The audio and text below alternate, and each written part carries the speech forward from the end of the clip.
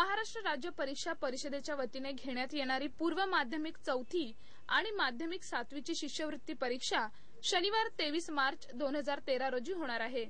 तर विद्यार्थ्यांना परीक्षा केंद्रावर 22 मार्चला बैठक व्यवस्था पाहायला मिळणार आहे। महाराष्ट्र राज्य परीक्षा परिषदेच्या वतीने घेण्यात येणाऱ्या शिष्यवृत्तीच्या परीक्षेस पुण्यातील एकूण 36,624 विद्यार्थी बसणार आहेत।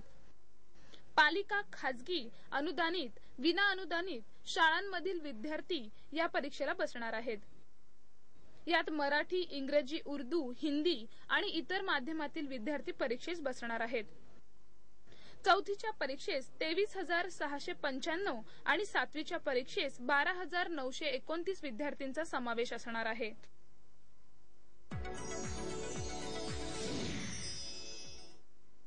राज्य माध्यमिक आणि उच्च माध्यमिक मंडळाच्या वतीने 10वीची परीक्षा घेण्यात येते। तर गणिताच्या पेपरला राज्यात 175 कॉपीचे प्रकार उघड झाले आहेत।